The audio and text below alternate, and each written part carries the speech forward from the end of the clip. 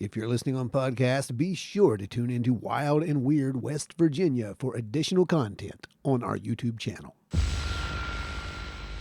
Welcome to Wild and Weird Radio, a Wild and Weird West Virginia podcast.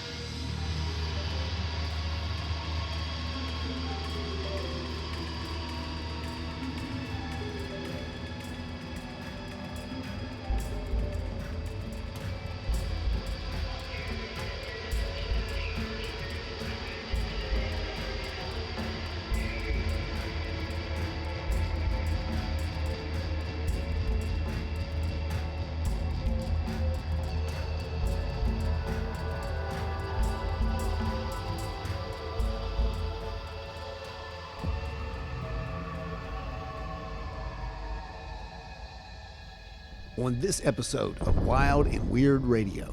And you went out in the woods with your phone dead anyway. Well, we went out there with the intention of having like a 20-minute, let's go check and see what, how deep this was, how wide this was. We'll be right back in time for sunset. And it's like 45 minutes to an hour later. We had some weird comms stuff. Some things were going on. We started getting some higher radiation readings, which are unusual. Then, as we're walking out, we're just gathering some B-roll with the thermal. I thought, hey, I'm just going to look at the sky. I looked up, and we recorded probably 5 minutes worth of bizarre footage. UAP multiples.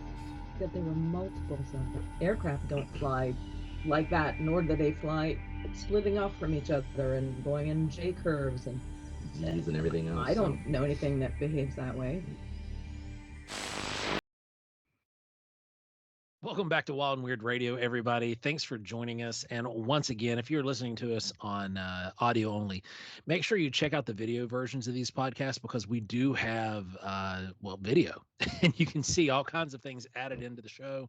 And while you're over there on YouTube, go ahead and click that subscribe button and make sure you hit the notification bell. We have tons of content that we are planning on releasing very, very soon. And this content's going to keep rolling on a regular basis. You do not want to miss it. This is our investigation series. We've been working on this for a long time, and it's episodes will be starting to roll soon. So you're going to want to catch those. And you've heard us mention them on the show. So you definitely want to stay up to track with those those episodes because it's separate from the radio show.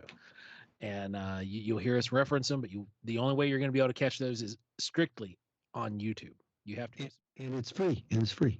Oh, absolutely. Yeah, it's free. It's free. It's something easy that you can do is just go click one subscribe button and the notification bell. That's all you've got to do, and you get all of our content for free. With that said, we've had a pretty eventful week, and we went over some stuff for the workshops that are coming up. So we're going to be we have some incredible workshops coming up. Yep. Starting with a great one, which will be Deep End Antiques. Absolutely. You guys have heard 2 episodes on the Deep End. There is an episode of the investigation series that is going to be on the Deep End. And we are going to be hosting a paranormal workshop at the Deep End. So you guys do not want to miss that. It's going to be limited room, but it will also be videoed. So you're going to be able to see that showing up on YouTube as well. A lot of big things coming in a couple weeks. This episode, I think, is going to drop the first week in November. So you're 2 weeks out from hanging out with us at CryptidCon. You guys definitely want to make it out to Lexington and come hang out with us at CryptidCon. And Ron, I do believe our guests on the show today are going to be at CryptidCon as well. That is a rumor that I have heard. Our guest will actually be at CryptidCon. Hopefully they're going to be set up really close to us like they were last year. And that is one of our favorite artists, Jamie Snell and Jen Clower. You definitely want to come check out their stuff. Amazing artwork. I own a lot of their stuff. Getting ready to set some of it up here in the studio. I know Ron's got some as well. But like I said, we're going to tackle the news, and then we will bring on Jen and Jamie. Well, shall we start on the news? It's been a fun week for news. It has been. There's been a lot of stuff with the web There were a few images released from the web. The Pillars of Creation. Did you get a chance to see those? I did see that actually. Yeah, that was really cool. Those were fantastic images that were released. You know, we've got the Hubble telescope images that were released, and those were gorgeous. But seeing the image from the James Webb was just took it to a whole different world.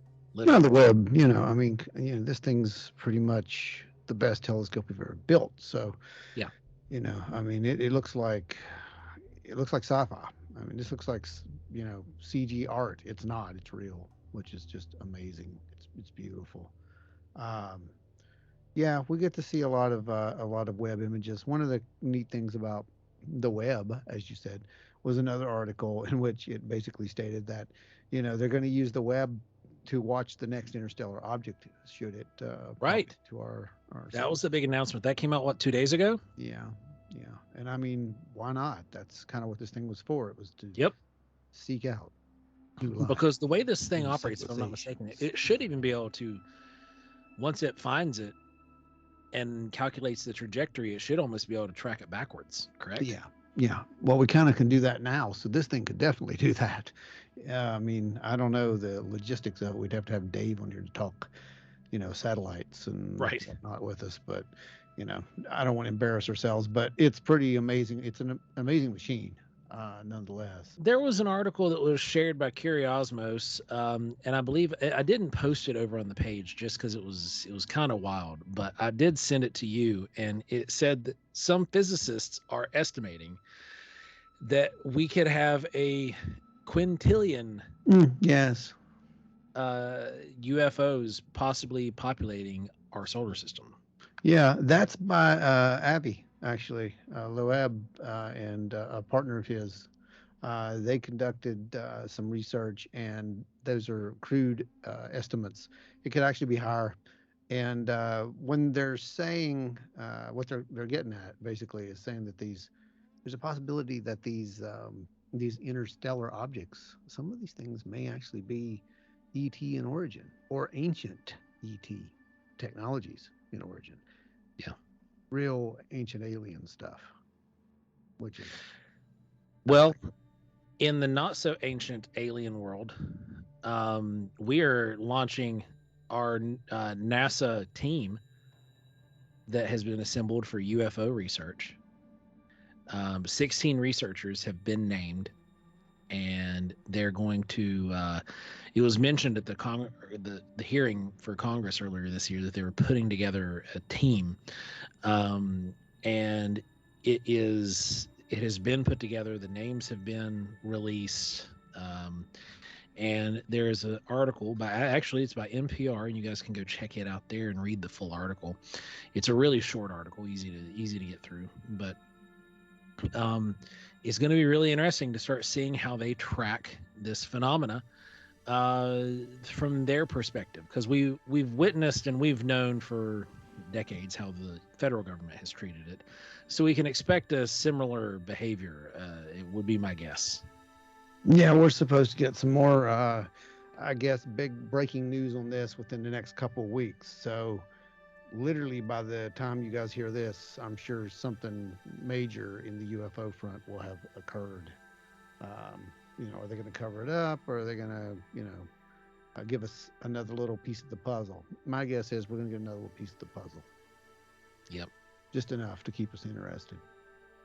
What else we got over here on the page? It looks like there's an account here, actually. Yeah, there's actually an account here from Cairo, West Virginia. Yep. That's an interesting one. Someone apparently,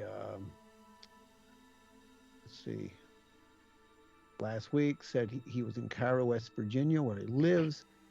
Dark and late, he walked up to the old high school building to clear his mind.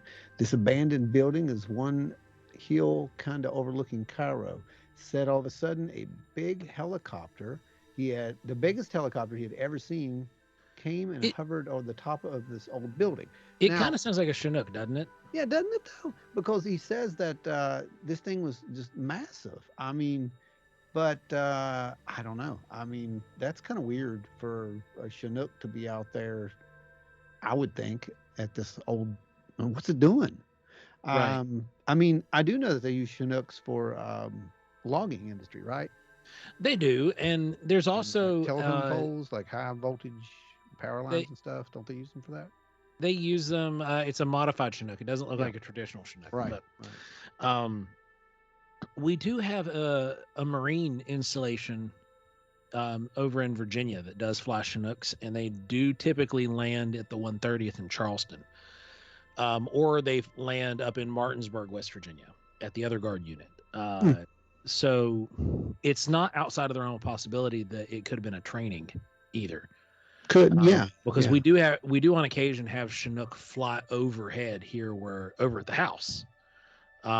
We have, since we've lived here for the last 5 years, we've seen, Oh yeah. I think, at least one or two a year. I mean, I'm right by the airport. I mean, I hear these Yeah. things when they come in, but all in all said, I've never seen one do what this claims next, which is that it shot out something from the side that could only be described as looking like a star. Now that sounds like a flare. Yeah, a flare.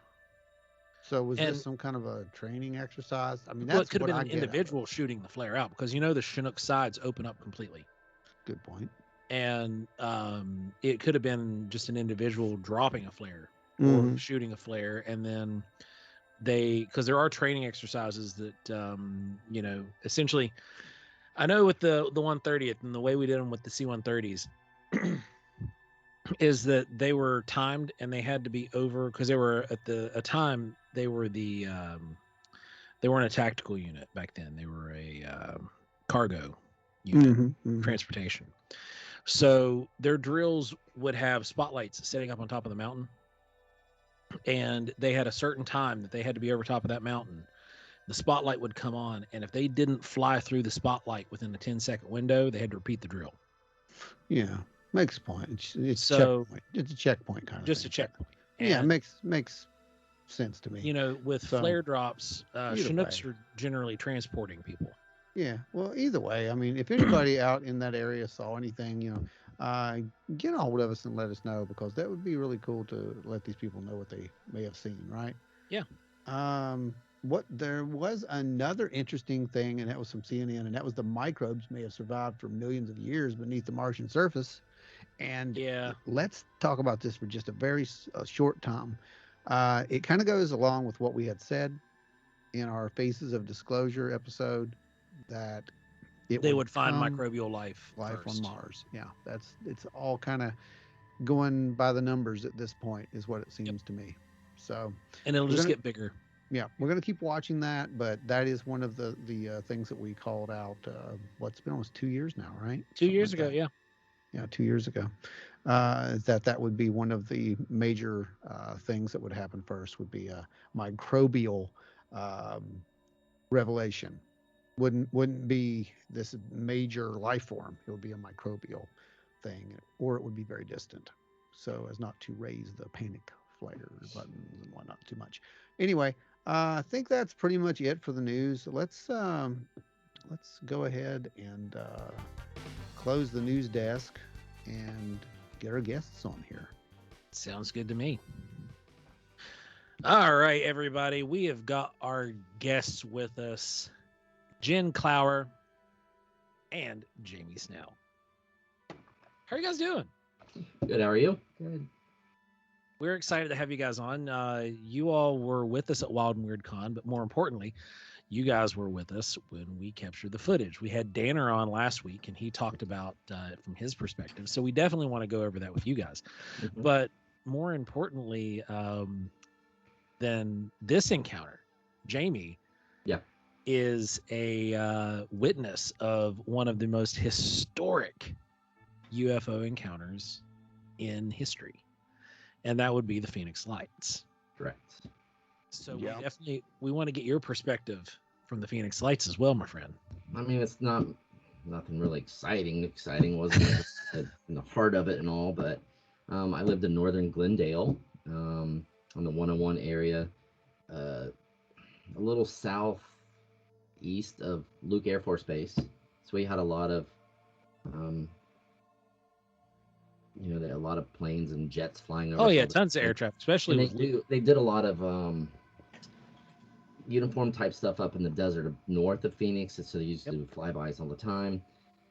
This is 97, so the internet wasn't all that big, and they didn't have Facebook and all that kind of stuff. So you're watching the news, and the news report comes on saying there are lights, and I happened to be home at work, and home from work, and I went outside and I saw them from my house, and of course they're in the distance a little bit, but I could see them, and I was listening to the news report from the living room, and I could watch them, kind of going out of distance south of us towards Phoenix where I was at, and then kind of disappearing over Phoenix because it was a good distance away from where I'm at, and on down to Tucson. So I didn't think anything of it. And of course, the news and they're all saying it. It's just flares. We're doing routine stuff. I'm like, you don't do routine stuff over a city for one, and also close to uh, the airport as well, going down towards Tempe and stuff.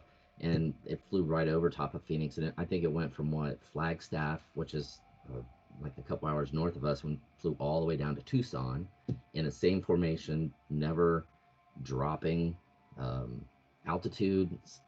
Some of them kind of flickered on and off, but then they came back on. It wasn't like they just petered out like a flare would. There was no smoke. And of course the news report, and then Luke Air Force Base were saying, this is nothing, but a lot of people were like, no.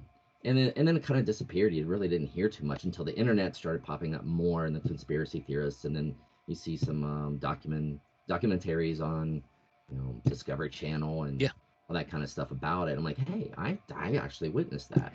So I might have a news clipping of it somewhere buried from when I got to see it, but it wasn't like I was out in the desert and was abducted or anything like that. But it was good. It was good seeing it that I actually got to witness it. So that is pretty phenomenal. I remember the day it happened, and I remember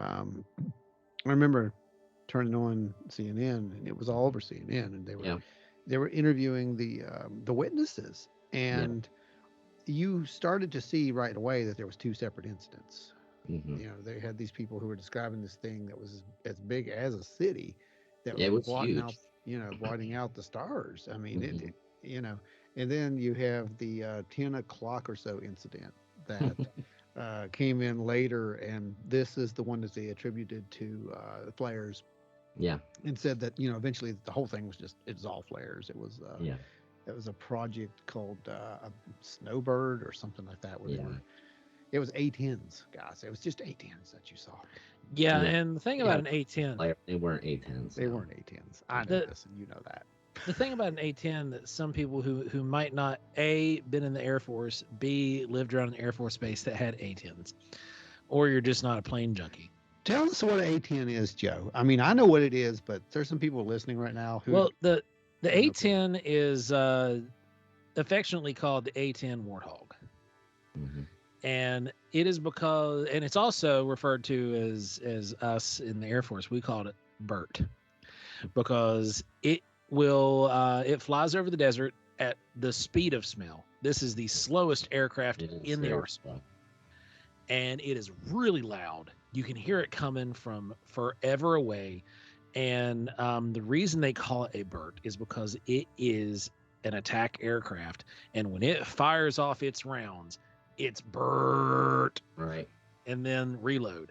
BERT. Yeah. Yeah. The whole front of the plane is literally built around a massive cannon.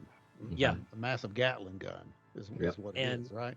Yes. And it is the most impressive thing. And if anybody who is in here has been a veteran and you have been pinned down anywhere, when the A-10 came rolling in, that you breathed your sigh of relief and you were going to be able to get out of there really soon, because this thing comes rolling in and just obliterates everything in its path. And it's loud.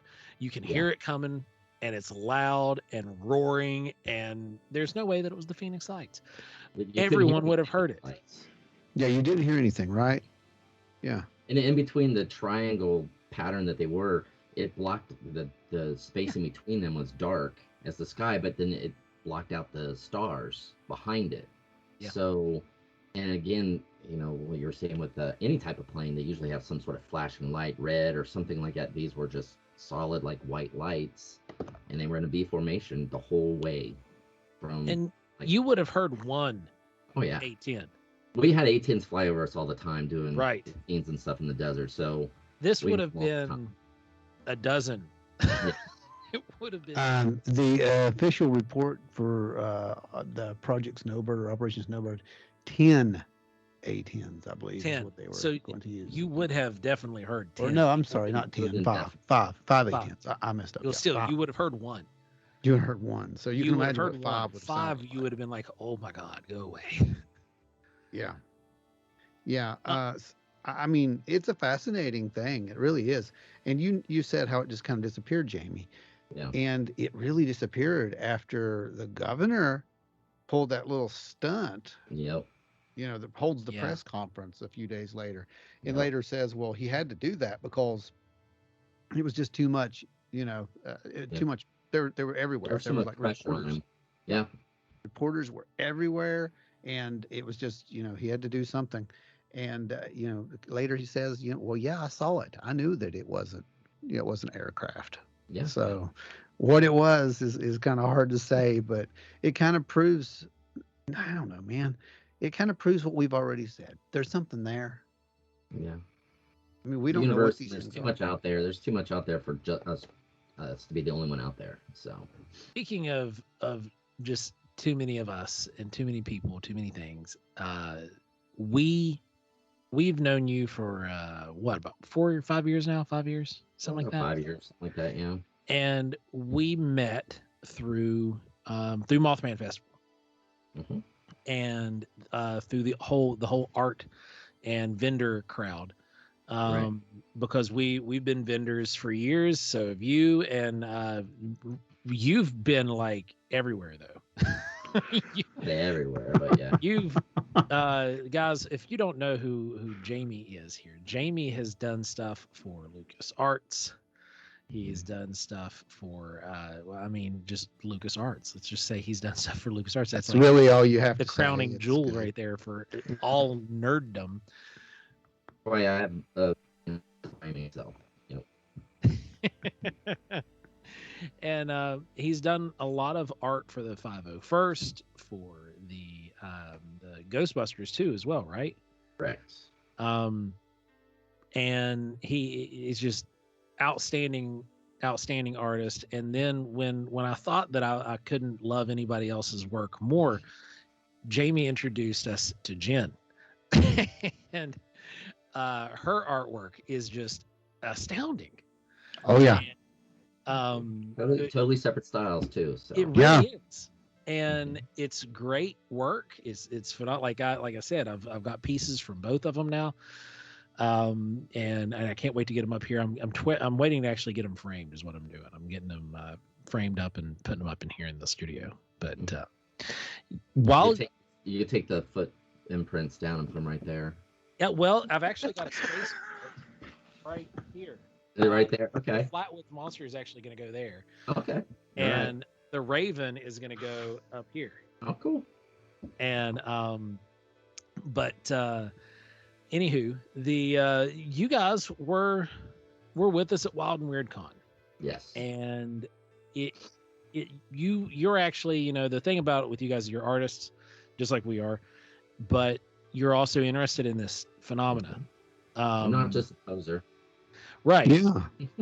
And because there's a lot of those, and you've been around long enough to see them. You got people that will make the art that's in this genre, and they'll make collectibles or anything really, just to turn a buck. And I mean, I'm not going to blame them. The stuff's hot right now. Why not? It's not right now. But you guys have an actual interest in the phenomena, and you came out with us while we're going to go do a follow-up on the thermal.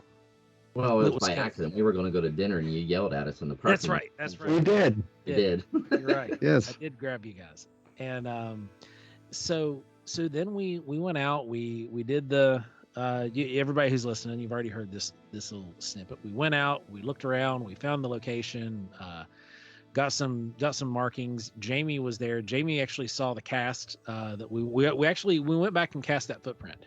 Yeah. that we were standing beside Jamie. Mhm. And we documented that together. And then when we were walking back, you guys were there when we caught the weird UFOs. Mhm. So tell us your perspective. Both Because we didn't have any audio running. That's the only Yeah. regret I have, That's is what that we next didn't time I'm have. out with you guys, I'm going to make sure I record our reactions as Yeah, what we're right. with. Yes. We were just So so fascinated by the monitor of what we were seeing, so I wasn't even thinking about recording it. So it was pretty unreal. So from Mhm. your all's perspective, you're coming down to Wild and Weird Con. Mhm. You're coming down to vend and hang out. Mhm. This probably was not anywhere on your radar. They're like, oh, we're going to go out and do a little get involved in mini investigation, right? Pun intended. Right. And here we are. Mhm. So from your all's perspective, what was that like? It was fascinating. So it was exciting. Do you have anything? Put her on the spot. Yeah, I'm not very good on the spot, nor am I very good on camera. So It's okay.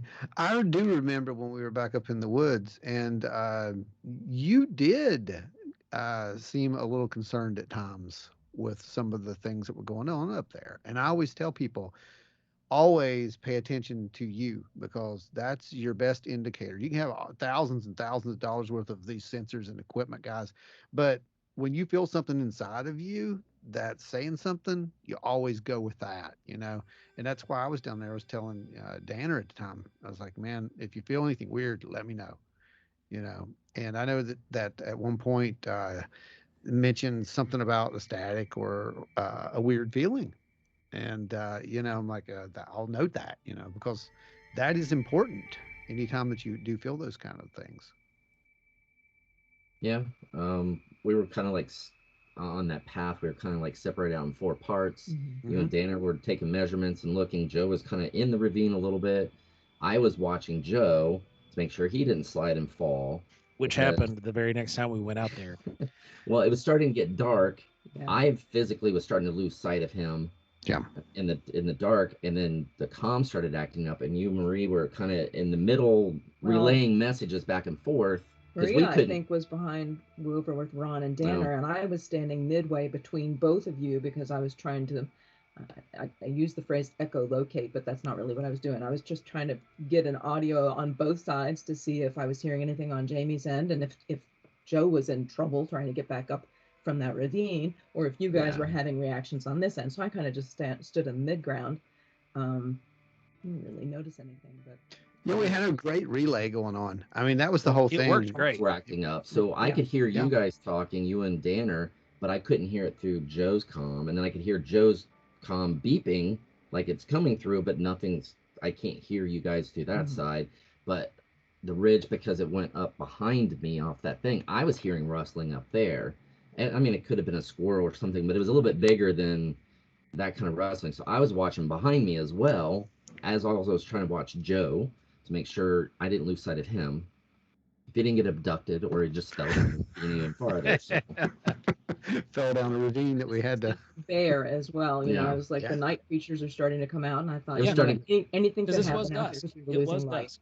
It was Yes. dusk. So Yeah. That's why I said, I know you guys are making fun of me, but that's why I said, let's get out of here, because I didn't make fun of you. we didn't. I just hear you yelling, "Roll back, get out of there." Yeah. So Fall back. We got yep. fall back now, because we were losing sight of Mm. everything. I know we had our phones for light, and mine was down. The battery was down. I'm just amazed Yeah. that we got the footage we got, Because it was because really unplanned. What we did there was really unplanned, and it just happened. We didn't have our gear with us. The only thing we had was our comms, because Ron and I had been wearing our comms the whole day. We just had them on our hip anyway. And you went out in the woods with your phone dead anyway. Well, we went Yeah, out there with the intention exactly. of having like a 20-minute, let's go check and see what, Yeah. how deep this was, how wide this was. We'll be right back in time for sunset. And it was And like Yeah. 45 that's minutes to an hour that's later, not we're what rolling happened. back out in the dusk. So yeah, man. I mean, honestly, that's what I kept saying. It's like, man, it's almost like something just kept trying to keep us there. It was weird. and Well, then we got out to the parking lot. So we got Yeah. out to the parking lot, and things did get weird. yeah. Things got really weird at that point, Mhm.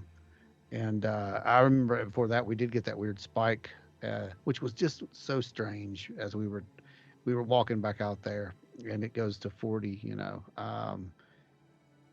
Bizarre. Yeah. And then we continue on, and I know Joe wanted to go back so bad into the darkness, but I couldn't let him do That's that my happy place. But we went back. We did go back. in the daylight. We Yes. went back in the daylight, and it was Yes. more navigable. Still fell and slid like 60 feet. And that I was wouldn't say weird. it was navigable. Like it was. Well, you're right. Like I said, I just fell and slid 60 feet.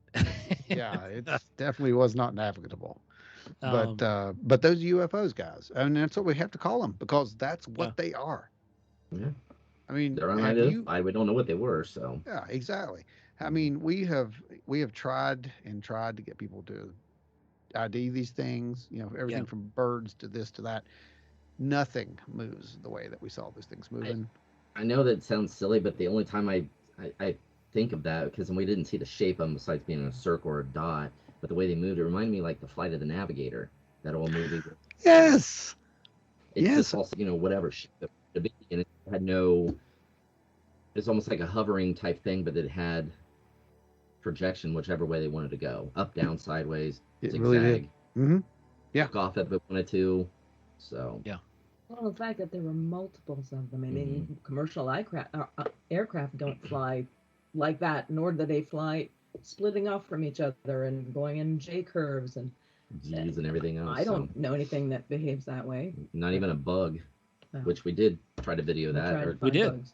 We did. To debunk And that. So Yes, and ever since I've managed to capture some really good insect footage. Yeah, and- Ron got some and better some- insect footage than what we were able to collect that night, and it's, I mean, It's night and day.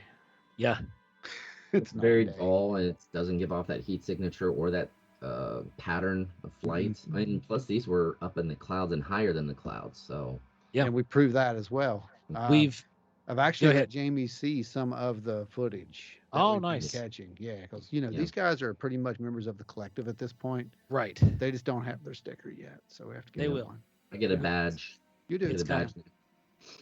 It's coming. Well, when you guys get back in, we'll have it for you. Right.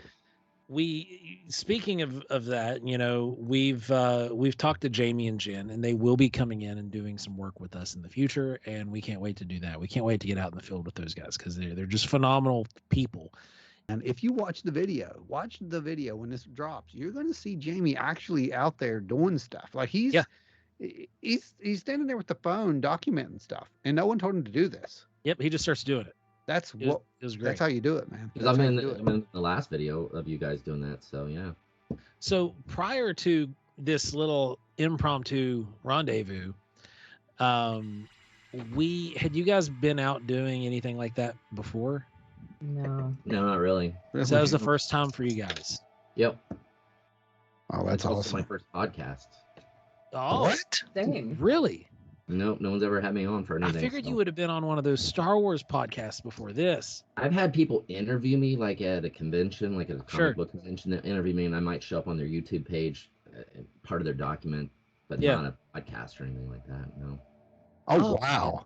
Mm-mm. Well, thanks for joining us. This is even cooler now. Yeah, it's way cooler. Yeah.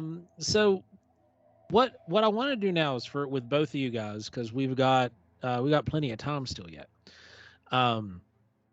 Tell us about your artwork and your how it came into with what you're doing now, like this. Well, not what you're doing now. You've been doing it for a while, but what you do with the cryptozoology and paranormal side of things, and how that kind of got intermingled, and where your fascination with the paranormal came from.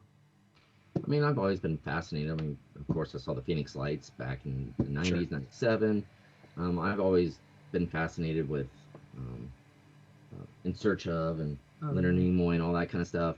I was always the PBS kid watching those type of things. And then when I got older, when cable came out, you got the Discovery Channel and History Channel. So I was always fascinated by that kind of stuff.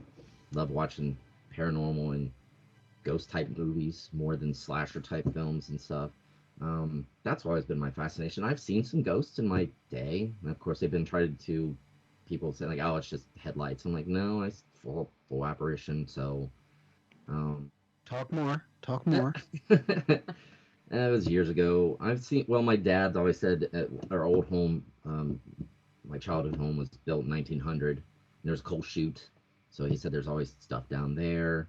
Um, as when I was married, I saw a child in like a nightgown walk across the floor.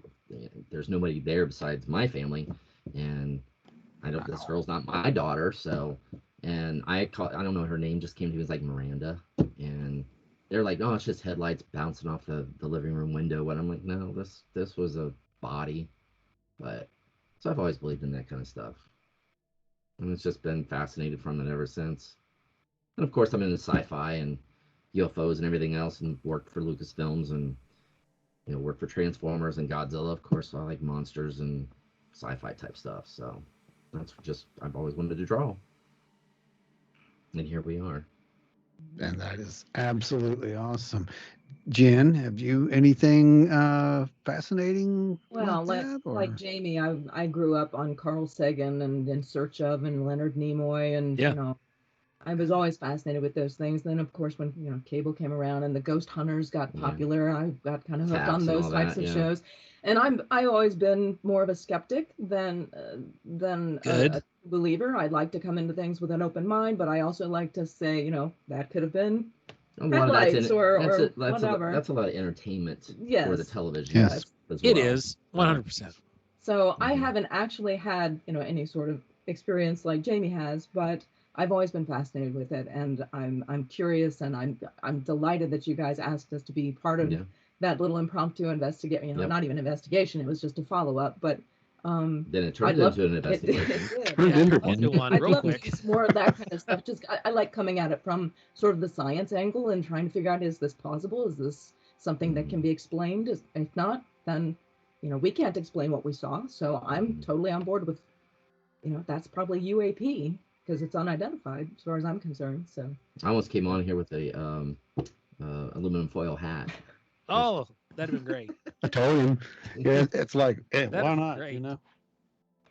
See, you get Um, pestered by your animals, so are we. Yeah. So so Yes.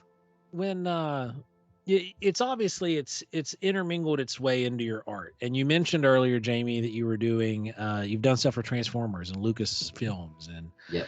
and all these other things, and then you start getting into the cryptozoology stuff and Yep. making some of the coolest cryptozoological and paranormal art ever. I Thank love you. Himalayan cats.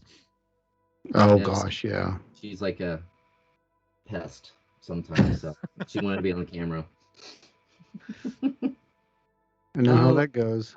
my friend Brian told me about the Mothman Festival like 6 years ago. Said Yeah. if you want to bend with me, and I'm like, sure. My Brian Borgman, he was been at the Mothman Festival a couple of years. He kind of retired a little bit, but he wants to get back into it now. He's had Yeah. some life changes and had family issues and stuff like that. So I've been continuing with it. I knew about this type of stuff. I knew about Mothman and Sasquatch, but as I researched more for my arts, I realized that there's way more out there than I was expecting. I'm like, okay, I know about chupacabras, I know about jackalopes. I'm like, well, what's a sheep squatch? I was like, well, there's Bigfoot, and I knew Sasquatch and Yeti. I'm like, well, then what's the wood booger, and what's the grass man, and what's the sheep, the skunk ape? And I'm like, well, there's so many of them out there. Yeah. And then it branched into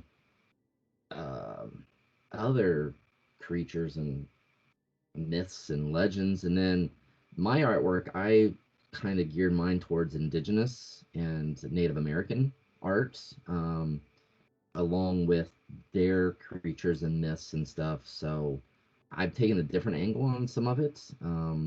I'm fascinated by that, and I want to learn more. So I think next year I'm going to start looking into more of that aspect of my artwork, the indigenous side of it. But because of Brian, he got me into the Mothman Festival, and I've just been doing that. I've actually kind of geared my stuff more towards cryptids than comics anymore. And not that it was a money maker, but people were seeing me more and was doing better. My art was getting better. I was getting more attention. I was getting more sales. More people wanted me to do shows and stuff like that than I've ever done in comic books. I think it's just because my comic book background and training has my artwork in that aspect that's different from everyone else. Like you're saying, people do Yeah. crafts and all that kind of stuff. So my artwork is a little bit different than everyone else's. Well, it's a bit of a niche market too. Yeah. You're in a market that's not hyper saturated like the comic book world and the I mean, it's true. there's a bunch of artists doing that thing, but there's not very many people doing the lore, the myth, the cryptids. Yes. That Well, they're type not of- doing it right. I'll just say it. I think that's the right way to put it. I try to And- make a story, even Oh, because yes. I'm doing one picture, but I'm trying to make a story out of it, not Yeah. just a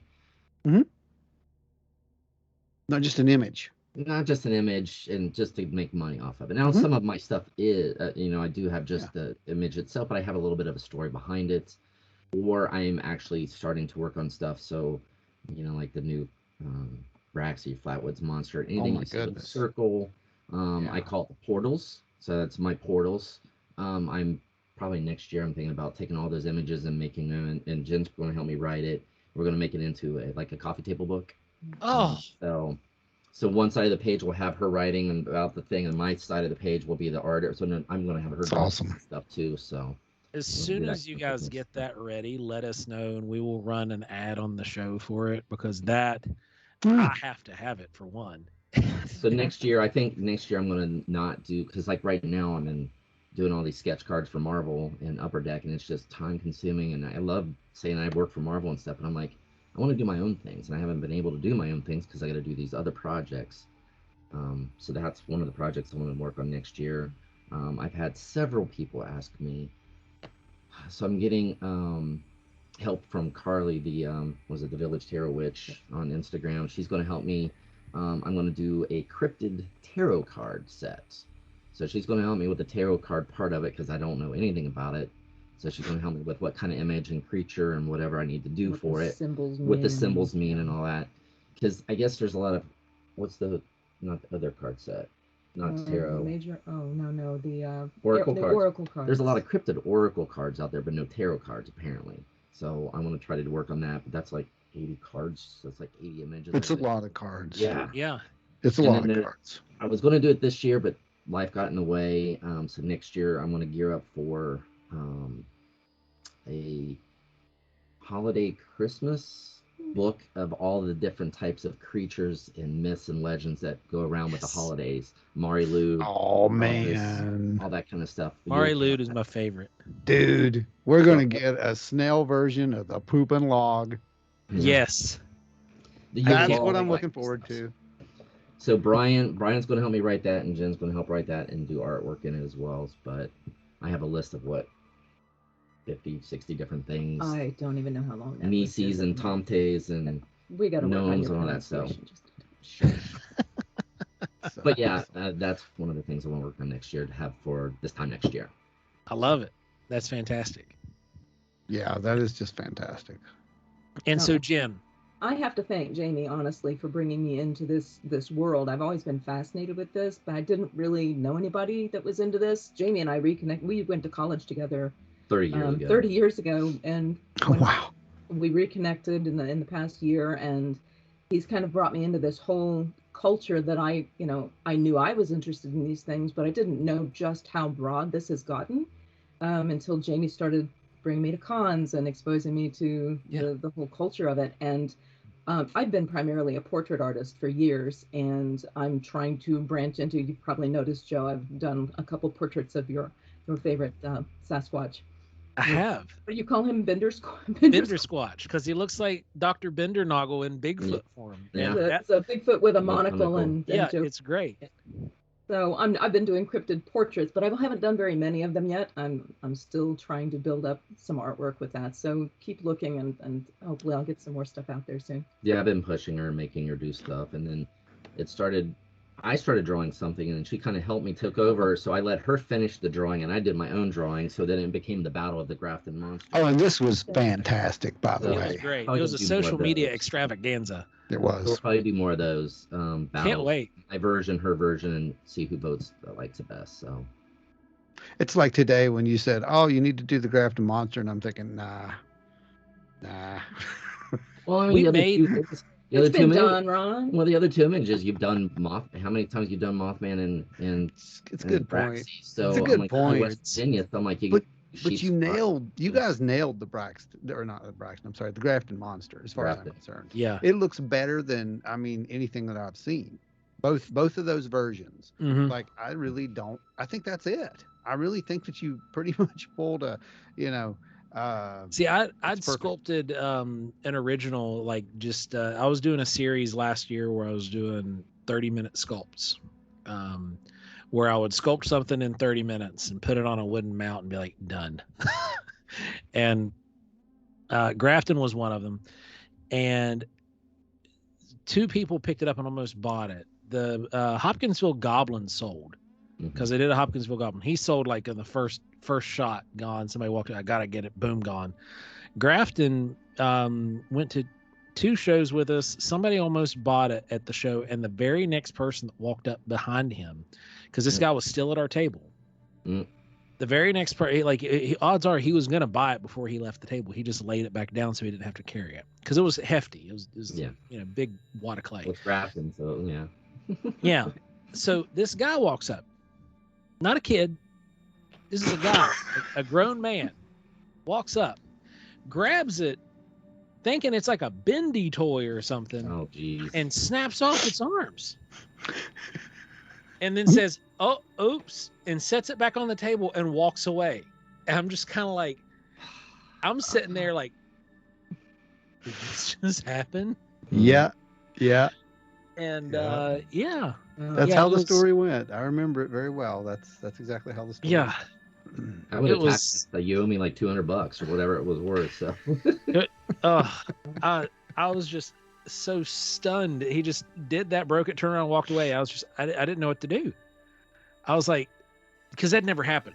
That never Yeah. happened at our booth. I can see a kid doing it, but yeah, a grown Sure. adult. A so- Yeah, like grown there adult, was a kid yeah. one time that came up and he broke one of the Braxy arms off, like the big statue, the guy that's back here behind me. Yeah. But that's an easy fix, like, because it's made to come apart. Yeah, but the kid showed remorse, dude. That's different. Yeah, the kid showed remorse. The kid actually came back and bought it after we'd fixed it. Came back and bought it. But anyway, yeah, this grown man just broke it, and I was like, "What?" This is some of the things that happens when you're on the road. Yeah. I was just dumbfounded.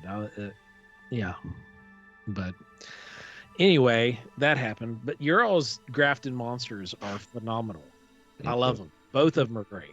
I think what was so fun about that is, not just creating it and sort of, ribbing each other along the way, and who's going to have the better one, who's going to be the favorite, but just in the end, getting to see the difference in the same concept and 2 different styles and 2 different takes on, the same thing. And I'd love to do more of that in the future. And I think Jamie would too.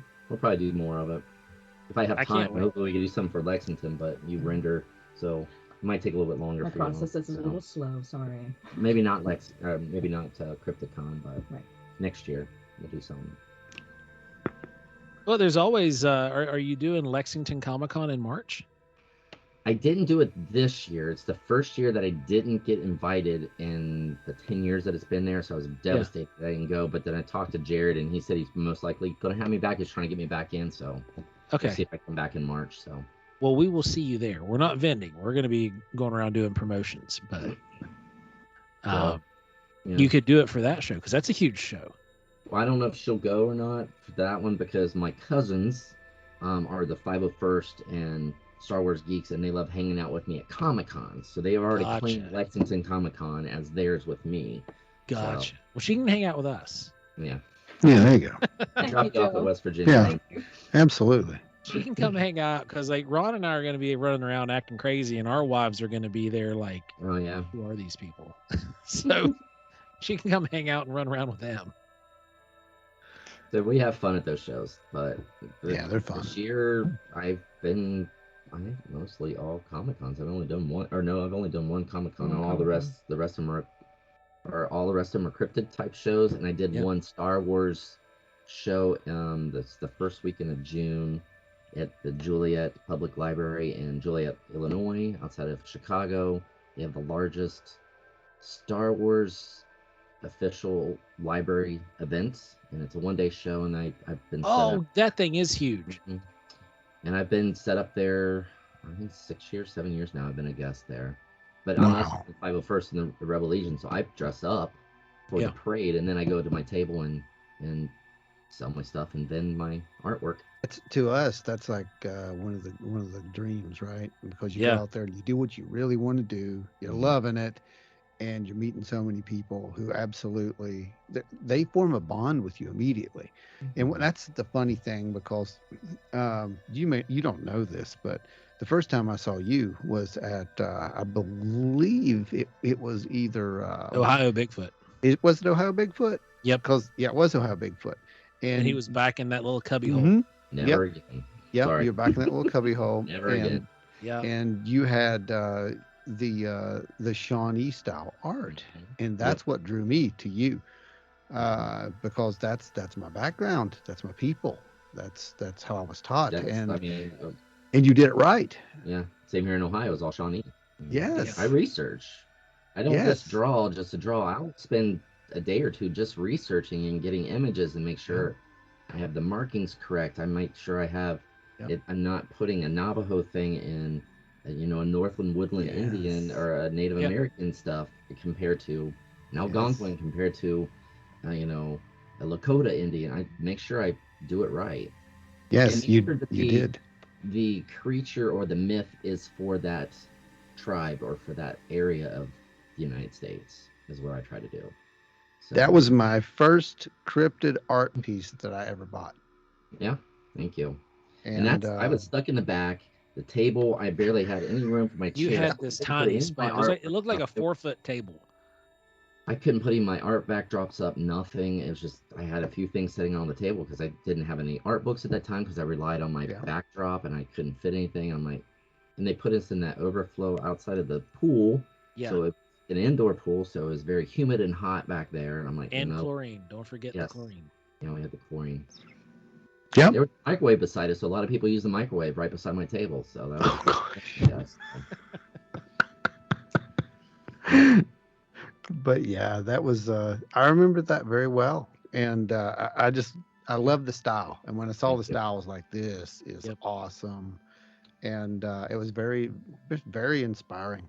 And another thing people don't really understand is I really was not uh, a public artist.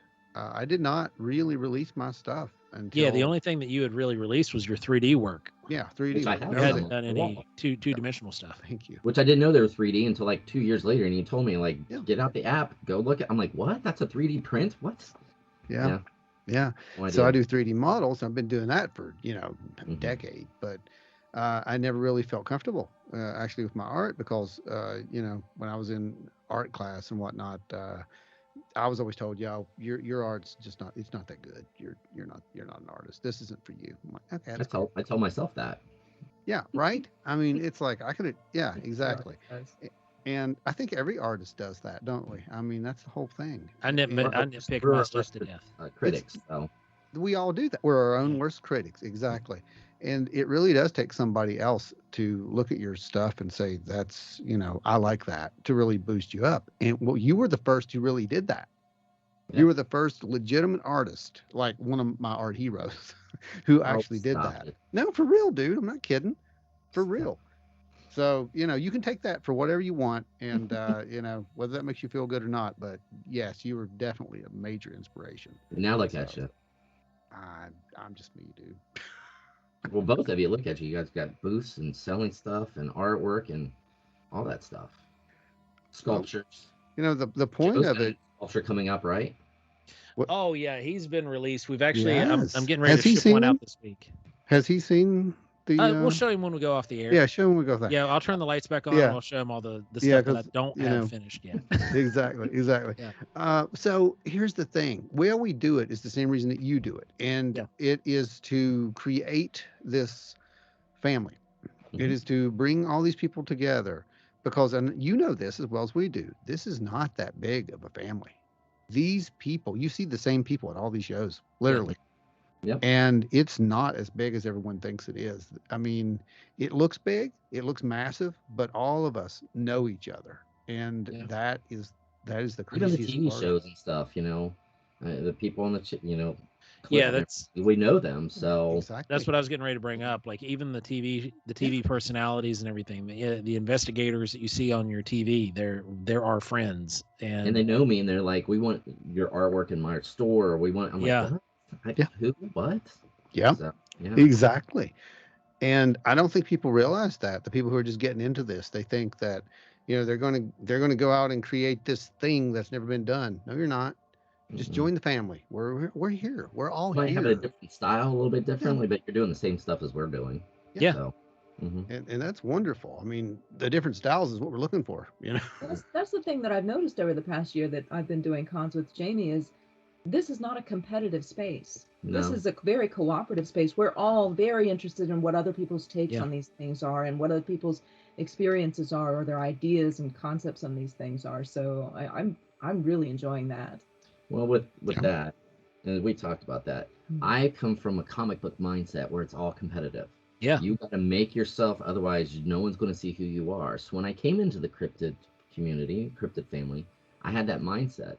So the first couple years, I was the only person doing that kind of stuff, and I thought, okay, I got this niche for me.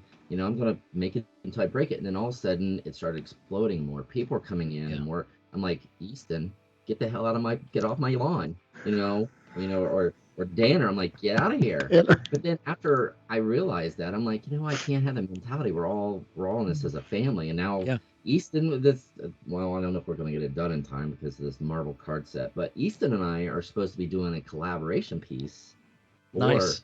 Crypticon if we could get it done. That's So awesome. it'll be, I think it's the first. I don't know if anyone's done that. So he's doing a half a page, I'm doing a half a page, and we're going to do a combine of cryptids battling each other. It's going to be like battle. I think our That's monster cool. battle kind of inspired a So thing. Yeah, it, our boss so battle did. So yeah, we're going to do one poster. We'll probably do like so is this 50 going to of be them. like the Brotherhood of Evil and the X-Men coming at each other on a panel? Those type of, that's the kind of, yes. Yes. So he's got like the Momo, and he's got the Arkansas. Don't give it all Well, away. You he's gotta got save he's got some. some things, and then I got Yeah. some things, and they're going to be combined. So we're going to do our individual pieces, so we could Yeah. sell it ourselves. But we're also going to make one big poster where we have both of them together. That's cool. That is awesome. But you Yeah. just hit it though. I mean, that's how it is when you Mm. get into it, and you start. These people. Pretty soon, they're on your podcast. They're on your, your friends list. I mean, and you're all talking, and that's what it's all really about, Yeah. in my opinion, anyway. But speaking of which, so are you guys going to be joining us in the future for any of these workshops that we're going to be I putting hope on? so. Yeah. Yeah. Yeah. I hope so. I hope That's so. great. That's great because we do have one that is going to be coming up first, and that will be a paranormal workshop. I'm a And scary. that might even take place before the end of this year. It could, Okay. maybe. As long as it's not cold. See, you're like me, It'll be indoors. right there. But if it's an old building that doesn't have heat, No, it no, no. has It's a heat. It has store. heat. okay. It's, Okay. it's Yeah, all good. It's a store. Yeah. It's a Okay. antique store. Now Oh, there that- is okay. that one, and there is an outside part to it, but you Mhm. definitely wouldn't be out there long. So Okay. yeah. I've seen so many people. They're like, we went on this thing. And it was like the old penitentiary, and it had no heat, and it was freezing inside. I'm like, no, I'm not doing That's that. not fun, is it? That's not fun Yeah, at all. even the outdoor workshops that we plan, we do try to plan those around times of weather where it will be comfortable. If the thing we're doing the workshop on permits for that, Yeah. with it being Bigfoot, sometimes it can get cold at night, but during the day it's nice and warm. But Yeah. we'll see. Yeah, I'm exactly. down for it. Oh, Either that's awesome. out in the woods or paranormal or UFOs. I don't care. I'm for it. All of it. We'll get you in for all of them, man. Oh, definitely. We went out to go see Sasquatch. We ended up with UFOs. So There you go. never know. You just never know what you're going to see. And I think that was one of the proofs of, like I said at the time, I think I even mentioned it, it's like, this is the whole quantum theory right here in practice. You're trying to observe one thing. nope, that's not what you're going to see. You're going to see Yep. something complete. I'm going to switch the channel on you. Yep. And man, we saw that. That was just one of the coolest things ever. So Yeah, definitely. I'm definitely very stoked to get you in there. Yeah. And we have other things that'll be coming up later this year that you are probably going to want to be part of. Okay. And we will definitely keep you in the loop on that. We've also got a bunch of upgrades planned for Wild and Weird Radio. Those are coming up very soon. We've got some giveaways coming up as well, guys. We are approaching 800 subscribers on YouTube. We've got, I can't even count how many subscribers we've got on actual audio. I mean, you guys are, Oh, it's ridiculous. If we monster. had that many on YouTube, we would already be doing what we need to be doing right we now. would be full-time at this if that was the case. Yes, But, absolutely. but guys, once we hit 800, which we're really close, we could hit 800 by the end of tonight or tomorrow if a bunch of you guys would go and subscribe when you're listening to this. I'm on it, you bet. We're going to do a giveaway where we will be sending out some of our merchandise, and it's exclusive to YouTube. That's the thing. So you guys have to be subscribed to the YouTube. Because that's the only place that we have access to your names. We don't see your names when you subscribe to the audio. It's true. It's true. But when you're on our YouTube, we can see our subscribers, we can see our loyal listeners, and we can reward that. And we're going to. So that's just the first of many things that are coming. We have a major upgrade for the show. Like I said, we are going to be doing additional live shows in the near future, guys. Those are going to be additional to Wild and Weird Radio. All right. So we are still going to be doing the Wild and Weird Radio podcast weekly. For all of you audio only listeners, we want to get you guys your fix as usual. But we're going to be doing an extra special free capital F on YouTube. And it will be a live show that you guys can join in with us and engage in the conversation. You can ask us questions directly. We'll be able to respond in real time. And we're going to be doing all kinds of crazy stuff over there. So you definitely want to go and subscribe to the YouTube to stay up to date with that. If the audio is more your thing, one thing we can ask you to do is if you don't use YouTube, head over to wildandweirdwv.com and listen to the podcast from our website. And you can also catch some of these live streams that we'll be doing directly off of our website, guys. So you'll be able to engage there. You don't want to miss it. We're going to be doing some really fun stuff. We've got some collaborative works coming up with people that you don't want to miss. We may have or may not have had someone on recently who we'll be collaborating with. Exactly. Yes. Exactly. It's going to be a blast, you guys. You want to stay tuned for the next year. The 2023 roadmap looks pretty good. Let's just say that. It's going to be a ball, guys. It's going to be an absolute ball. Yeah. And we're going to probably, continue to chase ghosts, UFOs, Bigfoot, all the stuff, extra dimensional beings. I don't even know at this point, but you're going to get to see it. And like Joe said, there'll be the live thing. There'll also be a new series that will be over there. Yes, the new series is going to be really fun. You guys definitely want to catch that. Yep, that'll be great. And you may or may not get the first episode of that this week. I don't know yet. It's just depending on how the editor does. And, that editor's, it's hard to find a good editor. Well, we are now at that portion of the show, you guys, where we go through our cities. We go through our downloads. Jamie and Jen, have you guys been following? You don't have to lie. Have you been listening to the last couple episodes? I have. Yes.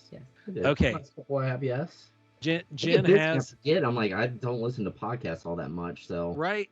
So that's all I do is listen to podcasts. So the Men in Black, we think, have been on our tail, and I think we just confirmed it. What? Are you kidding me? Because of what we saw. No, they dropped off. They don't exist anymore. Oh.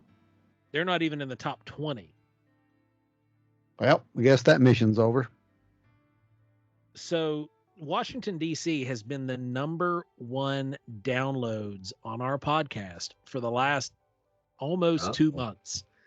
They went from polling position to not even in the top 20.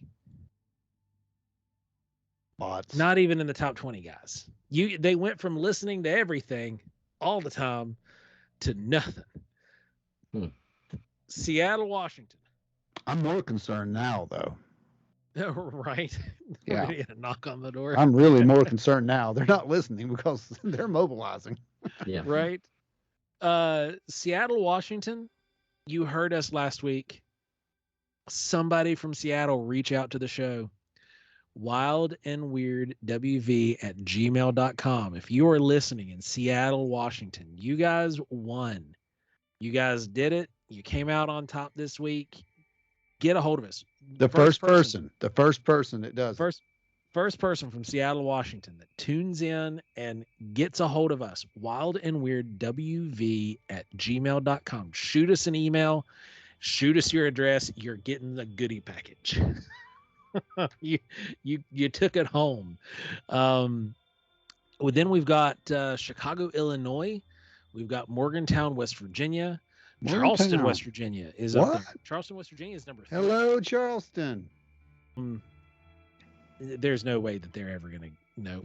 Portland, Ohio. There we go. Portland, Ohio. You guys are like super low on the list. Like I can't even count the number. It's so low. If you guys tell your friends and just climb up into the top 20, we will do a giveaway for Portland, Ohio. Where is Portland, Ohio? Yeah, I'm Portland, in Ohio. Ohio, I don't know guys. that. Yeah. Tell your friends in Portland, Ohio to listen and tune in. If you make it to the top 20, because like I said, you guys are like way down. Like I just scrolled down like 20 pages and you guys are there. So if you can make it to the top 20, we will do a giveaway in your town. Portland, Ohio. I gotta look it up. Yeah. You gotta figure out where this is at. So Right? maybe they'll impress us. The other place was Lisbon. Well, guys, I believe that's going to wrap us up for this evening's show. Pretty close. Yeah. You two, where are you going to be next besides Cryptid Con? Oh, Merry Krampus. The last one is Merry Krampus on December 10th, Saturday, December 10th. Here in Columbus, Ohio. Okay. So, Strong Water Brewing Company. What else do they call it? They call it something else, entertainment or whatever. But it's the Strong Water. Now, they've been putting that show on for a few years now, haven't they? Yeah, and I'm good friends with Julie, who runs the show, and she asked me for help on some certain things and ideas, and so it's been a really good show. And she's always had me on, and I've always got her back, and she's got mine. So that's awesome. It's a great show. It's what 10 to 5, I think it is, or something like that on that Saturday the 10th. Yeah, but then right after that, we're doing a Krampus crawl. So I think we're going to like a parade. That's cool. Thing, so nice. And then I'm done for the year, I think. So usually my shows don't kick off until, if I do go to Lexington, it'll be March, since they put it back in March this year. Because last couple of years they've had it in September after COVID, and then usually I don't have anything until like the Joliet Star Wars Library Day in June, and then not anything until like August, September, November, and part of December is like packed. So, yeah, it's crazy. From June till October is nonstop. There's a lot of shows out there I want to do. Even the Hodag and the Wood Booger and the Wild Man that they had that Crypticon used to run. I don't know if they still. Oh yeah, Wild Man Days. Yeah, the Wild Man Days. Yep. There's so many other ones, or even the Green Man festival that they had down in Kentucky about the goblins and. Yep. We want to go do that show too, but they haven't. Yeah. I don't have time to do them all, and traveling and stuff like that. Is it worthwhile going to some of these shows? Yeah. The Hopkinsville show hasn't happened for the last few years. 2019 was its last year, and they haven't done anything since. So probably because of COVID, so they haven't put it back on. Right. Yeah. So hopefully they come out, because we'd love to come do it. We had actually in 2019 we'd started making Hopkinsville merchandise because we were planning on going. I planned on going the next year, and then it was COVID. Yep. And I'm like, okay, I'll just wait, and then I haven't had it back on. So maybe next year. Well, guys, we can't wait to see y'all out on the road again. It's always a good time to have those little mini family reunions with everybody. So, Jamie and Jen, once again, thank you for coming on the show. We really appreciate you guys. And we can't wait to get back out in the field with you. Yep, definitely. If not, I'll see you in less than a month, in a couple weeks. Oh, absolutely. Yeah. Absolutely. Well, everybody, that's going to wrap us up for tonight. Remember, go like, share, subscribe, share the show with your friends, tell everybody about it, even your dead grandma, and we will be in touch. Catch us on the road. Stay wild and weird, everybody. And remember, Men in Black, we're watching you. Stay wild and weird, guys.